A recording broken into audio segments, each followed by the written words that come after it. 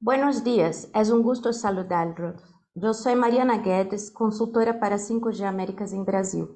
Bienvenidos a una nueva sesión de webinar de 5G Américas en la que tendremos como orador invitado a Eduardo Tudi, presidente y socio de la consultora Teleco, quien disertará sobre el panorama de las telecomunicaciones en Brasil.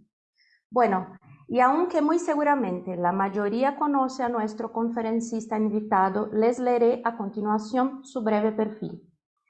Presidente y socio de la consultora Teleco, Eduardo Tudi se ha desempeñado desde 2002 como analista de mercado de telecomunicaciones, coordinando proyectos de consultoría, publicando artículos semanales, elaborando informes de la industria y presentando talleres.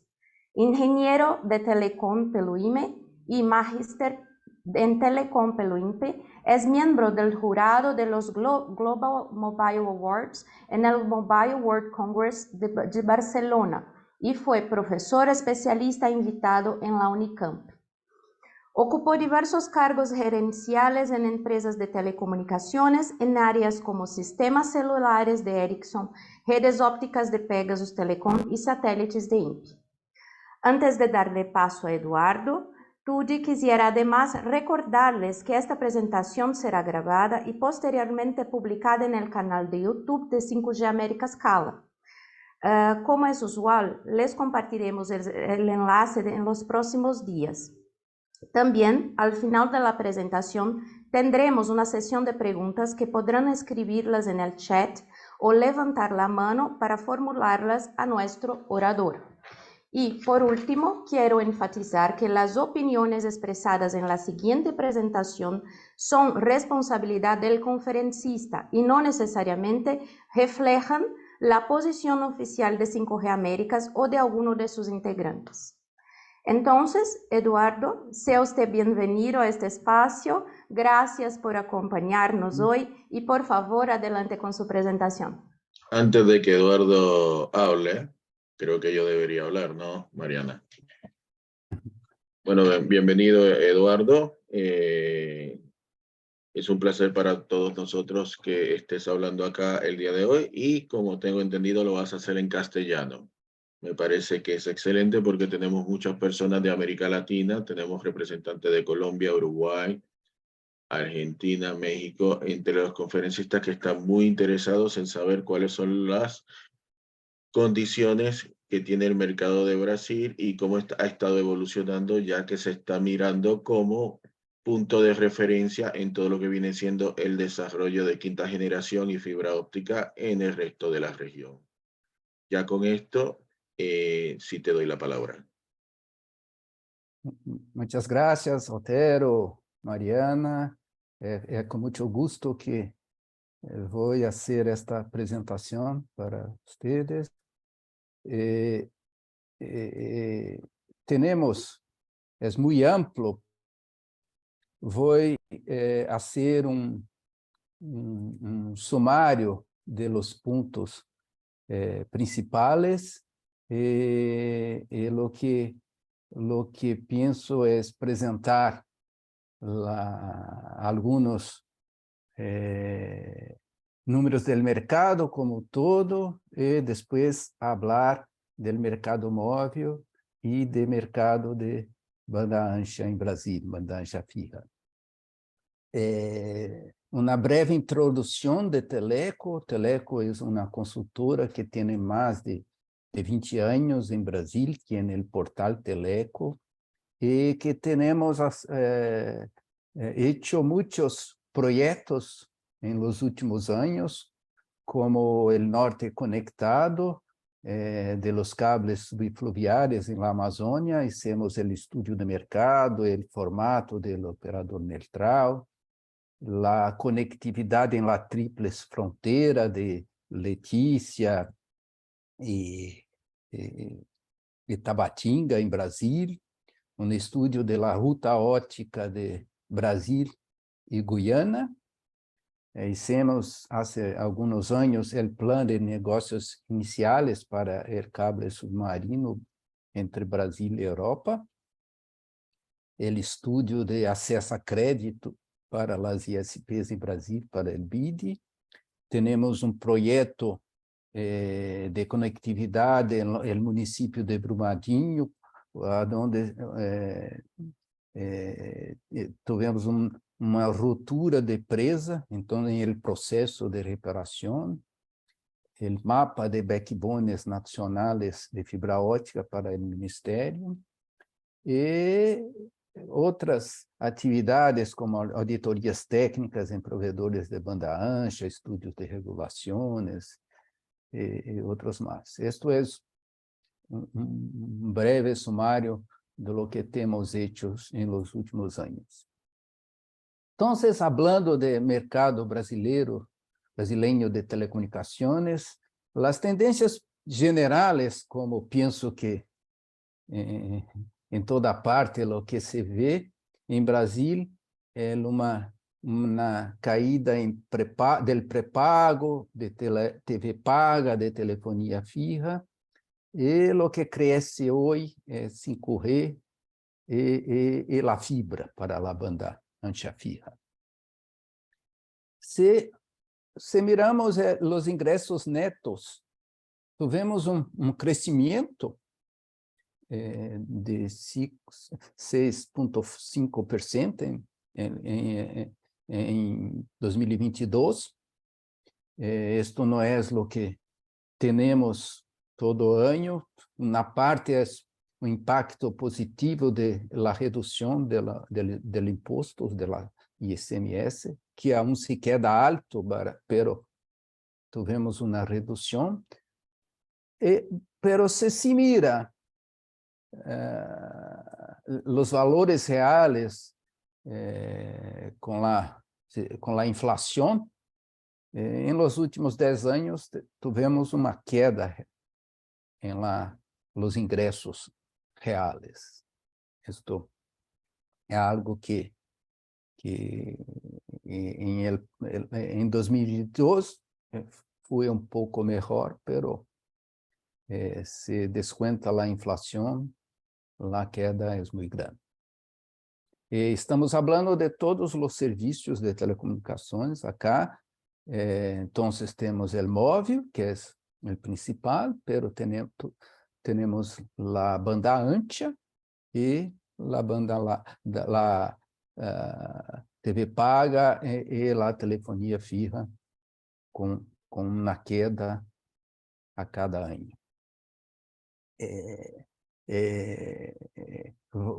Em la telefonia fija, o que temos é uma migração também para os acessos em fibra. Em el cobre, temos hoje cerca de 30% dos telefones fijos. Em la TV por assinatura, há uma migração para o streaming de vídeo por la internet, que em Brasil tem uma carga tributária muito baixa. Então, com o crescimento da banda ancha, há esta migração. O ano de 2022 foi marcado por la combinação da venda de Oi Móvel, que tem problemas financeiros, estar em um processo de recuperação judicial, e vendeu. E então tivemos a venda de Oi Móvel, e isto foi feito para as 3 principais operadoras, que são Vivo, Claro e TIM, e o critério foi que, para que isto pudesse ser aprovado por os órgãos reguladores, foi que as áreas de serviço del móvel de Oi Móvel, quem ganhou estas áreas é quem tinha o market share mais baixo. Então, em estas áreas, TIM era a terceira ou a quarta, e se quedou com os móveis de Oi. Este foi o critério, as frequências de hoje se quedaram com Vivo e TIM. Claro, tinha mais frequência porque comprou a Nextel há 2 anos. Então, esto foi o processo, e para que esse pudesse ser aprovado, os órgãos reguladores, Anatel e CADE, impuseram alguns remédios, como a obrigação de oferta de produtos maioristas para roaming em VNO e também para espectro. Então, isto, vamos a ver, teve um impacto grande quando falamos do mercado móvel. Hoje, que em el passado era a terceira operadora muito cerca de Vivo e Claro, em 2021 se quedou com o mesmo revenue share que tinha, e agora se quedou em la quarta colocação, porque não tem mais os ingressos del móvel. Isto são a margem EBITDA, a evolução, e tivemos também CAPEX, onde não está incluso frequências e outras coisas, solamente CAPEX, de 38 bilhões de reais em 2022. Isto teve o impacto del 5G, nas redes 5G, pero também nas operadoras que tiveram de invertir para adaptar os ativos de Oi Móvel que eles compraram. Em 2023, a projeção é de CAPEX alrededor de 36 bilhões de reais. Então, falando do mercado móvel, tivemos este crescimento de 7,5% em 2022, e o que se vê é que hoje se quedou solamente em los primeiros 3 meses com sua operação, e as outras 3 cresceram, alcançando um total de 78 mil milhões de reais. O ARPU se queda constante, ao redor de 25 reais, que é como $5, o ARPU do celular. Em Brasil, o que tivemos? Um crescimento muito grande. O Brasil tem alrededor de 200 milhões de habitantes, então tivemos um crescimento muito grande até 2014, porque as pessoas tinham mais de uma linha, porque se pagava menos se falava com pessoas da mesma operadora. Isto cambiou, então tivemos esta queda muito grande, e esta queda é mais em el pré-pago. Hasta 2021, teníamos as pessoas que tinham 2, 3 linhas se quedaram com uma sola, e quem tinha um pré-pago também migrou para o pós-pago em las contas de controle, que se paga um fijo, e se tem uma cota, e se necessita mais, se paga como em el pré-pago. Então, em 2021, tivemos um crescimento con la pandemia, pero en el año pasado el prepago apresentou uma nova caída. Então, volvemos a uma situação em que o prepago cresce menos, tiene uma caída, isto se reflete em la base de celulares, e o pós-pago também tiene um crescimento que é muito pequeno. Se mira acá, se vê que em el ano passado tivemos todo o crescimento veio de los terminales M2M, machine to machine. O pós-pago cresceu muito pouco. Há em estes números um fator de la integração com o imóvel que também contribuiu para essa caída em los celulares, porque pessoas tinham 2 linhas a e agora se quedaram as 2 na mesma operadora. Pero, se miramos 2023, o que se vê é uma pequena caída em el prepago e um crescimento maior em el pós-pago, e el M2M se queda crescendo. Em lo market share, lo que temos é crescimento de las 3 operadoras depois de la venta do imóvel, isto é, em el celular, em pós-pago sem M2M, em el prepago. Pero las 3 siguen em la mesma posição.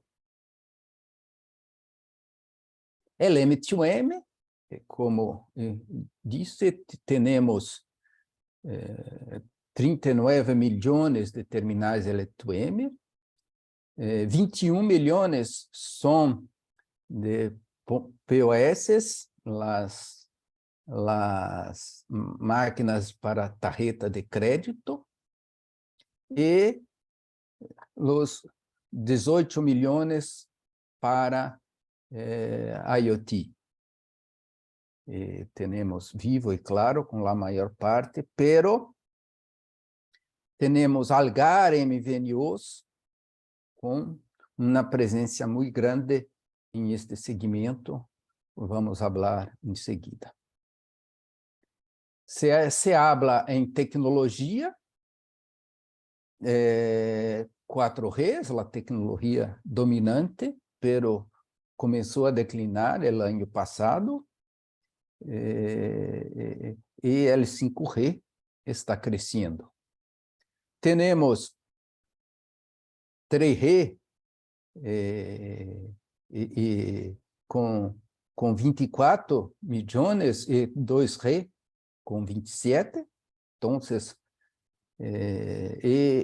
se mira estas tecnologias, se vê em 2G, 3G, mais de 50% são terminais M2M. Esta é a situação. Tivemos crescimento de MVNOs, e o que se vê é que mais de 80% desses móveis são, em realidade, terminais M2M. Em Brasil, tivemos grande crescimento de los MVNOs. Em Brasil, temos 2 tipos. Umas são as autorizadas, que têm a autorização para prestar o serviço móvel, e as outras, as credenciadas, que são os acreditados, e eles que cresceram. É muito difícil ter uma relação com as 3 operadoras móveis, pero temos essas autorizados de TIM, de Vivo, que tienen uma ação como agregadores. Então, para as credenciadas, eles têm todo o interesse em ter as credenciadas, porque vão ter mais tráfego e com isso tem preços melhores em mayorista quando se habla com o operador móvel. Então, há esse grande crescimento, pero esto aún es muy concentrado em internet das coisas e aplicações que utilizam M2M. O avanço de 5G, então, agora temos 8 milhões de celulares 5G. Vivo e Claro se quedam muito próximos, TIM um pouco menos. Nossas projeções é que em 2025, 5G e 4G estarão muito cerca.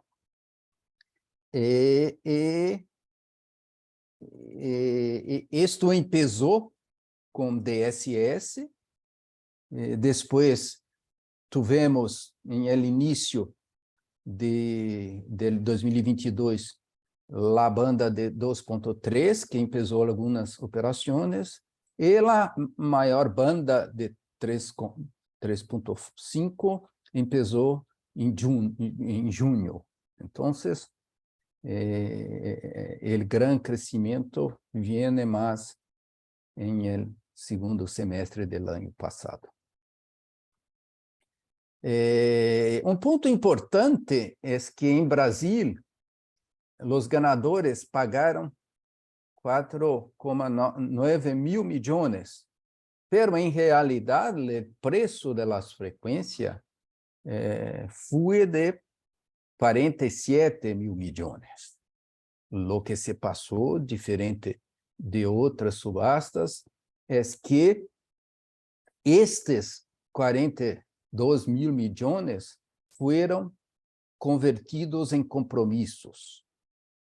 Então, isto possibilitou que outras operadoras regionais participarem da subasta e adquirirem frequências em 3.5 GHz. Em este contexto, temos Vivo e Claritim, que tem 100 MHz, então é uma banda muito grande, eles podem ter, como vamos ver, velocidades muito altas para seus usuários, pero os regionais também se quedaram com 80 MHz. Temos também esta banda, 2.3, e L26 GHz, que havia muito espectro, pero quem acabou comprando este espectro foram Vivo, Claritim e Algar, que é também uma operadora, pero de uma região muito pequena. Temos ainda o Init2, que comprou a banda de 700 MHz, pero pretende mais atuar como maiorista deste espectro para outras operadoras. Então, as obrigações são diversas, pero a maior parte das obrigações são não para 5G, pero para levar 4G a lugares sem serviço. Então, há obrigações para 5G, pero grande parte delas estão em levar 4G em las regiões, em las pequenas ubicações onde não se tem serviço. Está incluso também os recursos para a construção do norte conectado. Há um problema que para ter este espectro para as operadoras, o Brasil tinha as parabólicas que recebiam a TV por os usuários, sem pagar nada, e que tiveram que migrar estão no processo de migrar para a banda KU, e então se tem uma limpeza do espectro para que se pueda ter estas frequências que foram para as operadoras móveis. Então, temos o cronograma de liberação, que em realidade está mais adelantado. Então, temos agora mais de 1.000 cidades que está liberado o espectro, e isto que o prazo era 2027, provavelmente isto se conclui 2 anos antes, pero uma coisa é o prazo para a limpeza e outra é o prazo para as operadoras terem 5G em estes municípios. Este prazo de 500.000 habitantes, as três, anteciparam, pero quando se vai para outras, isto será não será com esta velocidade que temos agora. El 5G, como falei, estas são as capitais de las províncias em Brasil. OpenSigna, se vê que temos velocidades de downloads que vão de 258 mega a 410 mega. Os resultados são buenos. Esto é possível porque tem 100 MHz de banda, cada uma das operadoras, e também porque estamos aún com poucos usuários. Isto é bom resultado, pero há aún, como em todas as redes, o problema da disponibilidade, que é o tempo que o usuário se queda em 5G, que está ao redor de 10%, como em outros países, quando se está em início de serviço. Hoje, aún no mundo, os países que têm uma melhor performance, é cerca de 40% que o usuário se queda em la rede.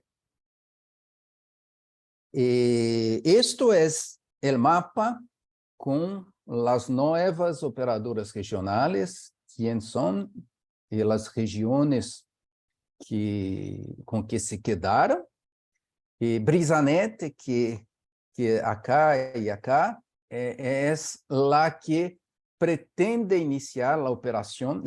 Estas operadoras, Brisanet, Unifiga, Liga, são todas operadoras de banda ancha que querem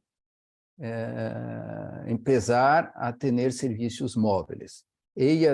Algumas delas são MVNOs agora, pero têm agora este espectro, pero este espectro, as obrigações, eles têm 4 anos para começar a operação.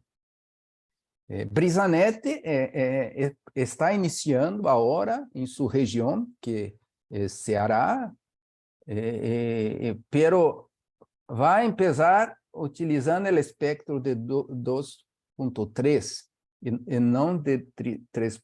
3.5, e porque pretende oferecer 4G e 5G também, porque se oferece solamente 5G, não vai ter muitos clientes, porque as pessoas hoje têm o smartphone 4G, e esta é uma região que não é das mais ricas em Brasil, pelo contrário. Então, este BrisaNet é a única que está empezando agora o despliegue de sua rede, pretende oferecer também FWA. As outras vão como Unifique, vai empezar como MVNO, com seu próprio core, e aún não têm datas para iniciar o despliegue da rede. Isto é quadro que não é simples, não basta ter o espectro, pero empezar uma rede 5G hoje, sem ter outras frequências, sem ter uma infraestrutura, competir com as três grandes é muito difícil, e ter o espectro é o primeiro passo que se pode dar. Ok? Isto são alguns números de cobertura. Brasil tem 5.500 municipalidades, então, se olha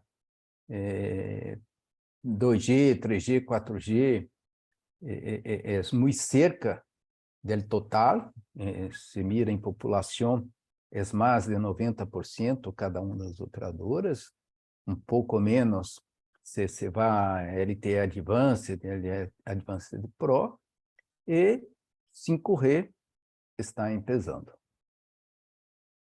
Então, isto é panorama do mercado móvel. Vamos falar do mercado fijo, onde as principais tendências são de barra em el cobre, XDSL, TV paga, telefonia fija, e crescimento da fibra e das ISPs, que chamamos de competitivas, as operadoras competitivas. Então, como eu apresentei, a receita, os ingressos da banda ancha são os principais, e também quando se habla em acessos fixos, eles acá são os telefones fijos. Em 2019, passamos a ter mais acessos de banda ancha, e a caída continua para os fijos. É muito interessante porque Brasil aún tem uma penetração da banda larga ancha muito baixa comparada com os países de OCDE, tem 21 acessos por 100 habitantes, pero quando se compara a penetração da fibra, estamos, são dados de Point Topic, estamos em la média do mundo. E se compara com os países da OCDE, estamos arriba da média. Então, em cable temos pouco mais, porque, claro, que é a principal operadora de banda ancha fixa. Pero DSL temos menos, e se mira aqui, se vê que o DSL caiu, agora tem 2 milhões, e este ano vai para mucho menos. Fibra es la gran tecnología, 65% de accesos, y los responsables por el crecimiento de la fibra en Brasil fueron las ISPs, las competitivas. Ellas tienen, con esto, hoy, 51% del market share de la banda ancha en Brasil. Entonces, las grandes operadoras, Claro, Oi, Vivo, ellas todas perdieron market share y las competitivas ganaron, y ganaron porque empezaron a colocar fibra en todo el Brasil. Entonces, esto se refletiu acá en los ingresos. Si se mira los últimos 5 años, lo que tivemos en los últimos 5 años, los 2017, 2021, las competitivas cresceram, tiveram adições netas de acessos de 14 milhões. E as grandes operadoras perderam 1,5 milhões. Se miramos o ano passado, as competitivas cresceram em 3,6 milhões e os maiores operadoras solamente 34 mil acessos netos de las adiciones. Entonces, el crecimiento es todo hasta ahora de las competitivas, y esto acontece por la fibra, por la migración, por el crecimiento del mercado y por la migración de cobre para la fibra. Pero ¿quiénes son las competitivas? Las competitivas que tienen un registro en Anatel son 20,000. Pero si miramos las que todo mes publican sus accesos en Anatel, tenemos alrededor de 8,000. Acá podemos ver a quantidade de autorizações para SCM, que é para o provedor de banda ancha, LISP.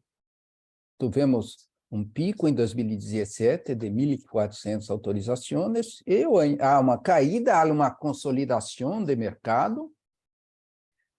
Temos operadoras agora com mais de 1 milhão de acessos, banda larga fixas, que têm inversão de fundos, 3 deles estão em la bolsa,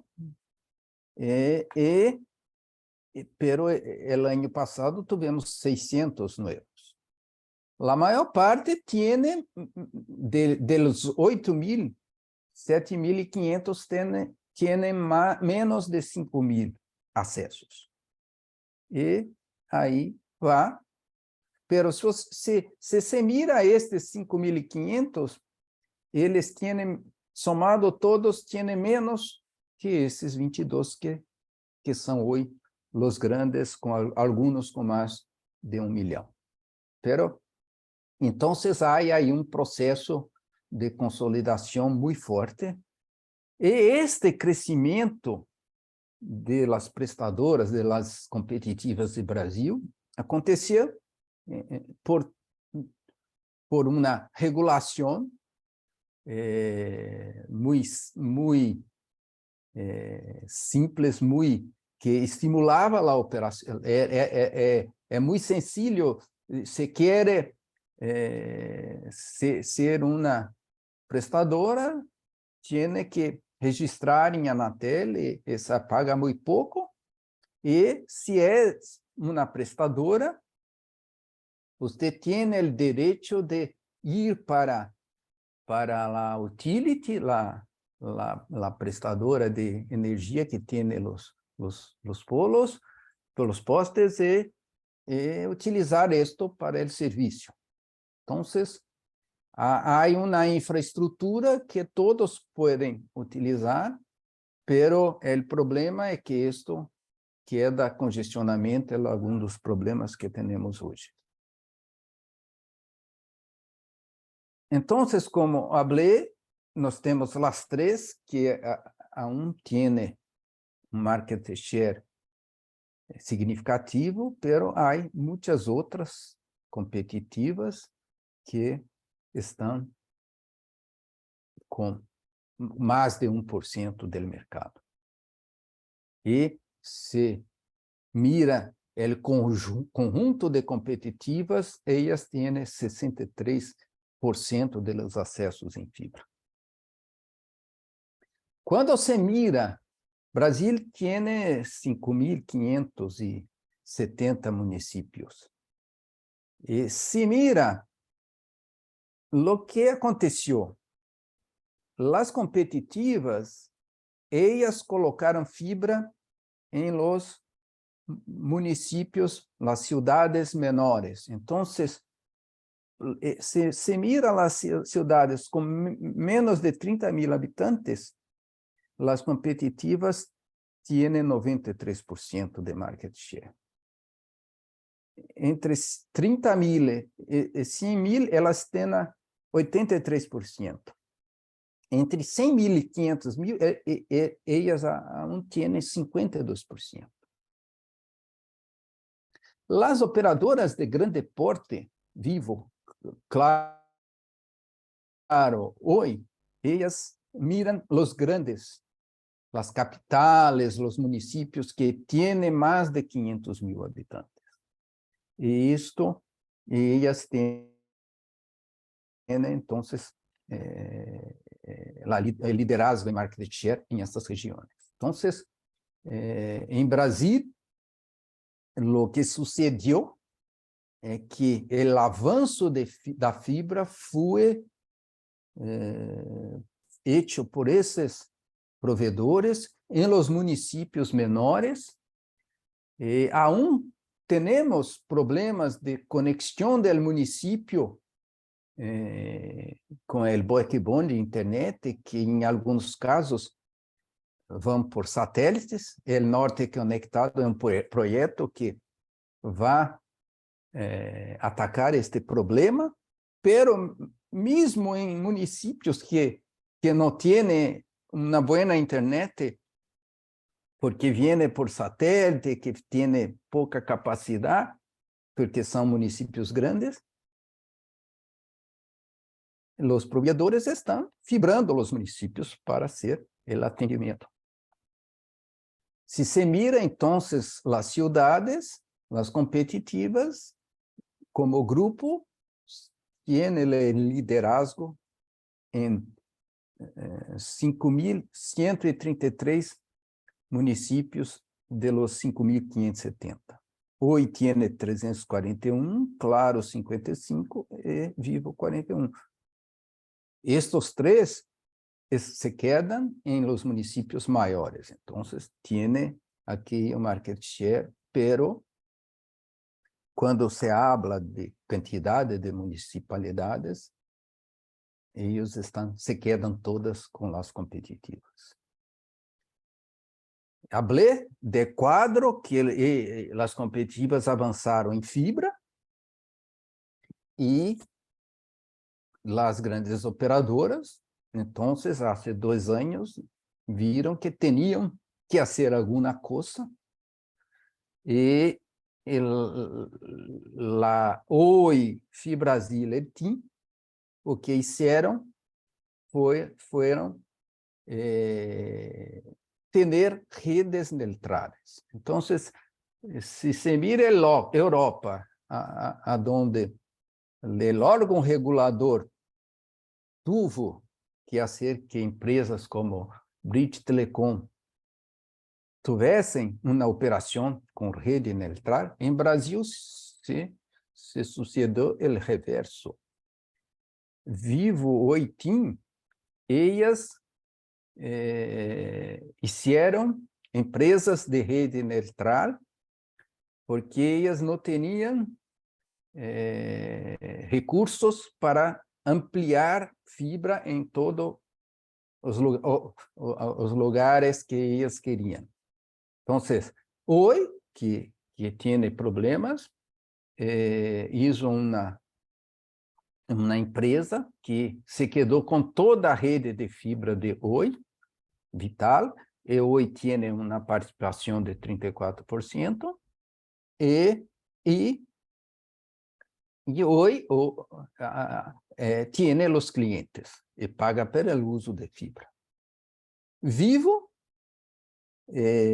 se quedou com sua rede de fibra, pero para alguns estados tem FIBrasil, que tem um fundo canadiense que tem 50%, e aportou, então, recursos para que se ampliasse, se implantasse estas redes de fibra, e desta maneira, Vivo está podendo ampliar sua rede.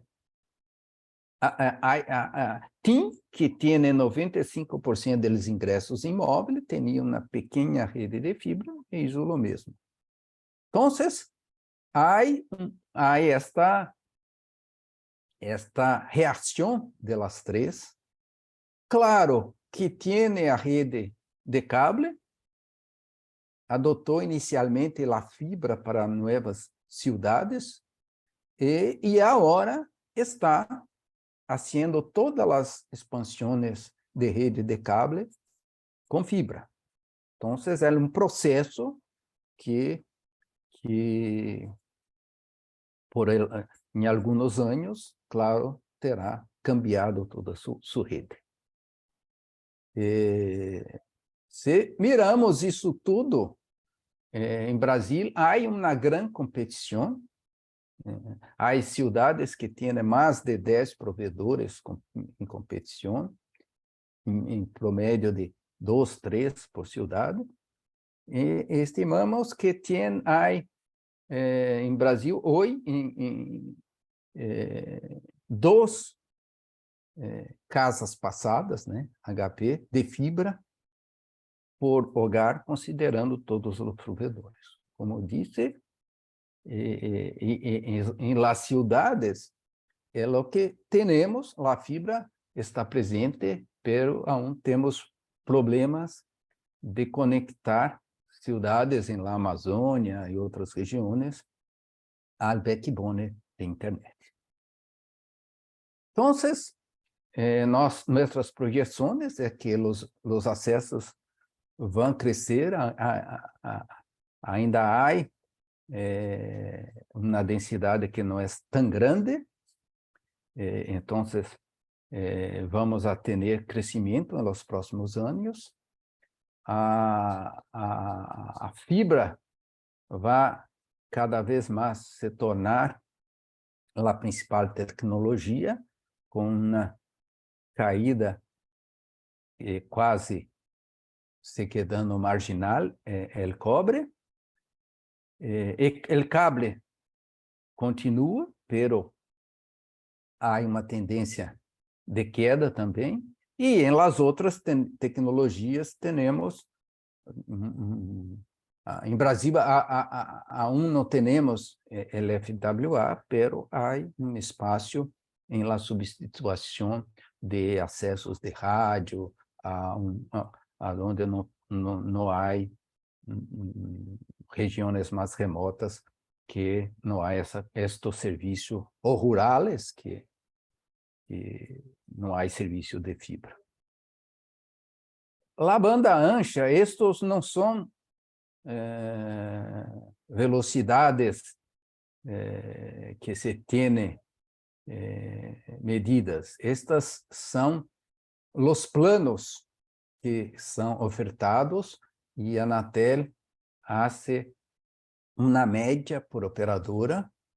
A meta para a Anatel é ter 1 giga em 2027, Esto es la velocidade média contratada de la média Brasil acá, e estas a média por operadora las principales. Entonces, o que se ve que las competitivas tienen una oferta de velocidade de banda ancha muy alta, supera, claro, que es la líder hoy y Vivo en la oferta.